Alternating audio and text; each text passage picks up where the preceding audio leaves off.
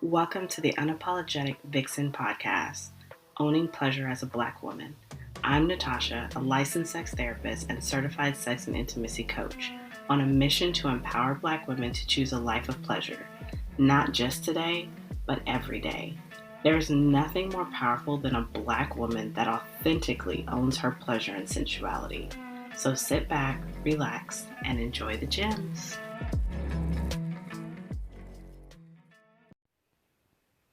Welcome to another episode of the Unapologetic Vixen podcast, Owning Pleasure as a Black Woman. So the next few episodes are going to be sort of history based, maybe like the next 2 or 3. And I want to do this because I want you to understand that this fight of trying to own pleasure and trying to incorporate it in your day-to-day life, inside and outside of the bedroom, it didn't start with you, okay? You come from a long, and I'll say we, because I'm a Black woman, we come from a long line of Black women denied pleasure before us. From our mothers, our grandmothers, our great-grandmothers. We come from a very long line of being withheld pleasure on purpose and going through a lot of pain, going through a lot of hardship, and not knowing what to do with it. And that being taught all the way down to us. And I think even now, though we're getting to a place as Black women where we are owning our pleasure and we are standing up for what we want and advocating for ourselves, there's still a lot of women out there who don't understand what that is or what that looks like because it's never been taught to them. And so they're just doing the best that they can, right? So when you think about our history, what is pumping through our blood is the survival of our ancestors, okay? At one point, our ancestors were living their best lives with their families, living life comfortably. And all of a sudden, someone showed up and removed them from that life. They were stolen and subjected to horrific situations. So, torn away from everything they know, torn away from their families, separated from their partners, taken away from everything that was, to become property, to become less than human, to become slaves, working, taking care of other people's children, being subjected to whatever it is someone wanted from them, whether it's their mind, body, spirit, what work, hands, feet, it didn't matter. It was theirs to take, and they took everything that they could. And so it's really important for you to hear me say it did not start with you. And so if sometimes you're sitting by yourself and you're just like, why? Why can't I find contentment? Why can't I find just peace within myself? Why can't I enjoy the small things? Why can't I rest? Because it is not ingrained in you to do that. If you think about how Black women were treated as slaves, they were not seen as women until it was beneficial. When it came to wanting to make more slaves, that's when it became beneficial, right? So some Black women were put out there to do just as much manual hard labor as the Black man.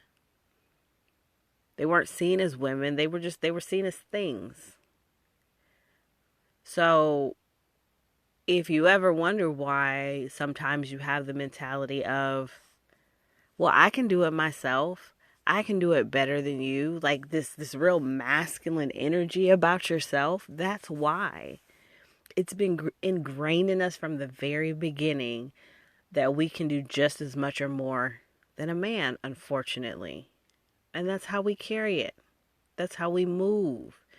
Even myself, I have clients that just really have the mentality of, I can do it. I got it. What you can do, I can do better, you know? And while it benefits us sometimes, it can be harmful. It can push those away from us that love us and want to give to us.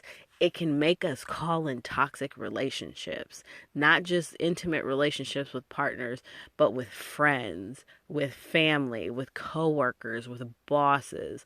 It makes us call in that toxicity. Okay. So, kind of go back to, and I'm calling this episode Healing from the Past. We were forced as Black women to put the needs of the slave master and his family before anything. Before anything, before everything, before ourselves, before partners, husbands, before children. It was them and their families, right? So think about the fact of, you don't have time to take care of anybody. Your sole purpose in life is to tend to that person and that person's family. To be the wet nurse. To take care of the children. To tend to the slave master's wife and her friends. To tend to the slave master himself when he wanted someone to play with, or he felt like he wanted a taste of Black woman that night.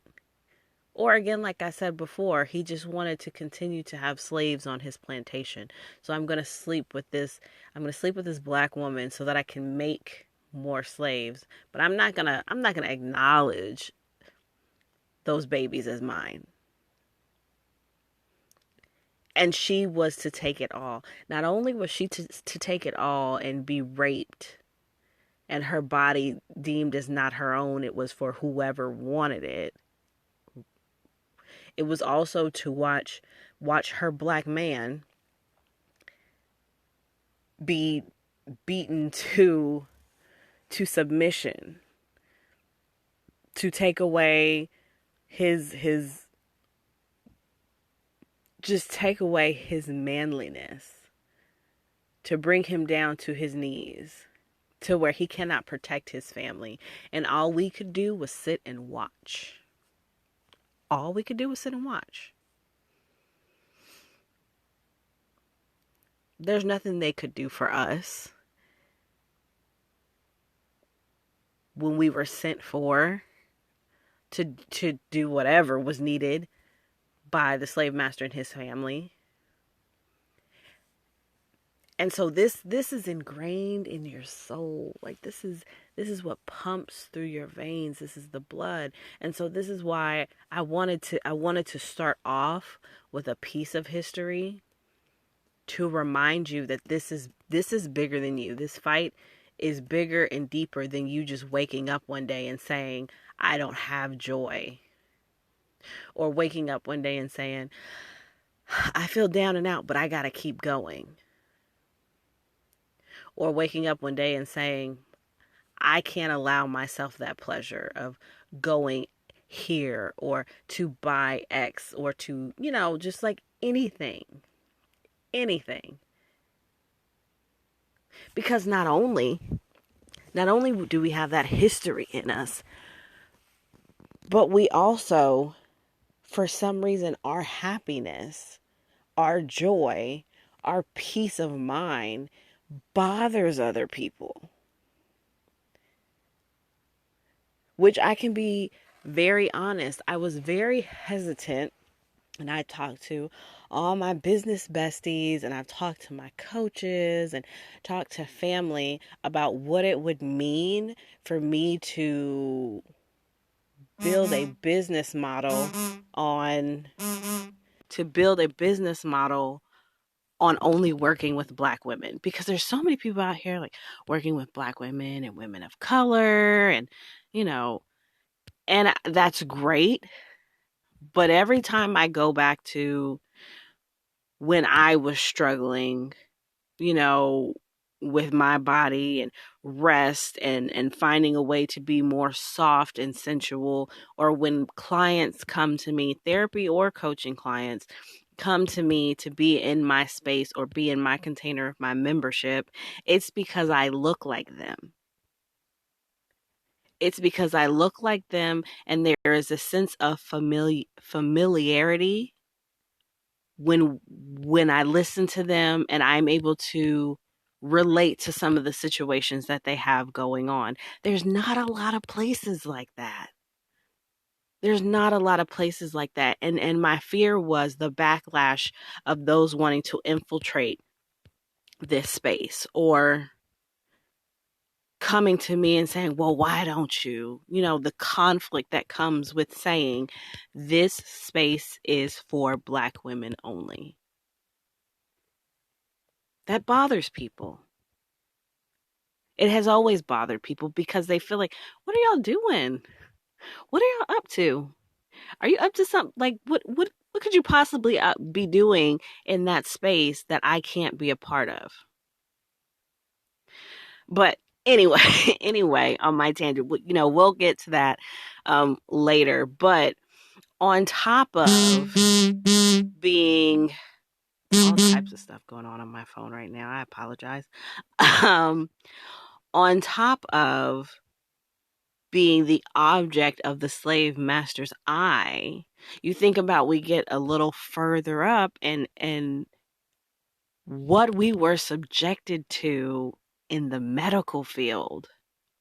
Again, our bodies were not ours. We didn't have a say so.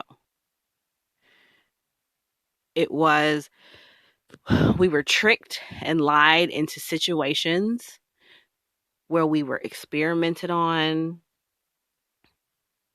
where we were subjected to experimental gynecological and reproductive surgeries with no anesthesia, because Black women don't feel pain. Even today, when we look at what happens to Black women when they go to get medical help, we feel no pain. We're so resilient. There's no way anything could bother you. It starts from there and it doesn't end. So of course we have to walk around living life with these blocks up, with this wall with hand grenades and barbed wire and all the things that you could think about keeping around ourselves, metaphorically, to keep ourselves safe. Right? So I was reading, I don't know if I was reading an article or if I was reading a book, because I've been reading a lot of books lately, and I can admit that I used to steer away from learning about our history as Black people and as Black women, because I felt like it would be too heavy for me. And I don't like heavy stuff. I don't like heavy stuff. I don't like to think about the things that my ancestors had to go through, my immediate family had to go through, or that that is still going on today. Like, I just was like, no. But I've started reading more, and that's when it connected to me. My message is not for everyone. My space here and my purpose here in this world is not for everyone, at least not right now. I can't say that I'll always be in a space of exclusively working with Black women, but right now in this space and time, yes, I am. But as I read more, like I wrote this down specifically and I can't remember if it was an article or a book, and it says, she is reduced to her body and treated as a tool that exists for the pleasure of others. That doesn't just go away. That doesn't just go away, because That is how we are taught. Think about like your great grandmother. And some of you that are listening to this, you're not far removed from this situation at all. It may be something that you experienced yourself in your lifetime, not far removed at all. But imagine your great grandmother going through where she was traumatized by sexual trauma or something medical, or dealing with being on plantations, and how she raised her daughters, how she had to go about trying to shield her daughters from those things, or not being able to heal through those wounds and pouring that into her daughters, which would be your mother, and your mother not knowing how to react to you and how to teach you about sex and about pleasure and about intimacy and about connecting to yourself. All they knew is, I have to teach you how to protect yourself because no one out here cares about you. And we're getting better. We are getting better. But that's what they knew. And so that's what you were taught. That's why you weren't taught about, you may not have been taught about your period. That's why you may not have been taught about contraceptives. That's why you may not have been taught about what intimacy is with sex and without sex, what pleasure is without and with sex. You weren't taught those things because that wasn't a priority. That's not what was important. What was important was your safety.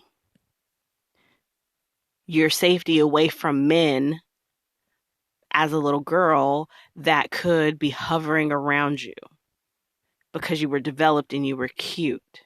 Because that's what your mom knew, and that's what your grandmother knew, because they experienced that type of interaction and they want to keep you safe. Right? Or because you're fast. I already see it in you that you're fast, so I have to tell you what's going to happen. We keep our legs closed. Don't go out there frolicking with boys. Make sure, just all the things that you've heard. No sex till you're married. Keep your legs closed. This is because of what they experienced, which would go back to, she is reduced to her body and treated as a tool that exists for the pleasure of others. And sometimes we may operate in that notion.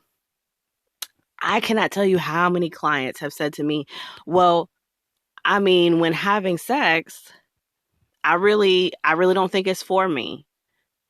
I think it's for my husband. I think it's for my partner. I'm just there. And I want to make sure they get what they need. But if I get mine, or if I even enjoy the experience, that's not the point. And I have to go back and help them unlearn and help them understand that your pleasure matters just as much as your partner. And there are ways that your body can do that. There are specific organs on your body specifically for pleasure, specifically for that. But they weren't taught that. You may be listening and you may not have been taught that. And I'm here to tell you that you are not alone. And the fact that you're listening to this podcast today lets me know that you're looking for that space. You're looking for someone to validate why you don't know something, even though you're like, at this age, I should know. I should know. You only know what you were taught. And if you were taught out of desperation, if you were taught out of pain, if you were taught out of scarcity, if you were taught out of trauma, there are certain things that were left out of your education. But you're never too old to learn. You're never too old to ask questions. Never. So I'm going to stop there. Yeah, I'm going to stop there, but that just this episode in itself is is telling you it didn't start with you. And there are lots of reasons why you feel the way you do about your pleasure. Still to this day, so many messages, just so many messages, depictions in movies and shows and conversations about what the black woman does and does not deserve when it comes to joy, peace, intimacy, pleasure, sensuality, the feminine energy. So many people have something to say about it. But I'm here to tell you, you deserve it all. You deserve it all. And it is my mission within my business to provide you that space to not feel judged, to not feel like someone is looking at you crazy because of the story or because you don't understand, for someone to belittle your experience or to belittle your story. I'm here to tell you that's not happening in my space. And that you are loved and you are beautiful and you are deserving. You are deserving. Okay? So, on that note, I'm going to get off of this rant and go ahead and end this episode. So, I thank you so much for listening, for tuning in. Definitely would love to hear your thoughts. Leave a comment, rate, subscribe. And if you are listening to this episode and you're saying, oh my gosh, Natasha, you are who I've been waiting for, definitely join us in the virtual Vixen Suite, where we are having more of these conversations, where I am working with a self-worth coach to help women like you find pleasure in life, to find the worth in yourself, the worth in your pleasure, and then help you get the pleasure that you deserve in and out of the bedroom. So you have a wonderful day, and I will see you in the next episode. Thank you for listening to the Unapologetic Vixen podcast, Owning Pleasure as a Black Woman. If you enjoyed this episode, leave a comment, and share with someone you know could use the space. If you're ready to tap into your pleasure, join the virtual Vixen Suite. It's a safe space for Black women to gain support and empowerment as they access pleasure, intimacy, and satisfying sex every day. And remember, pleasure is your right, boo.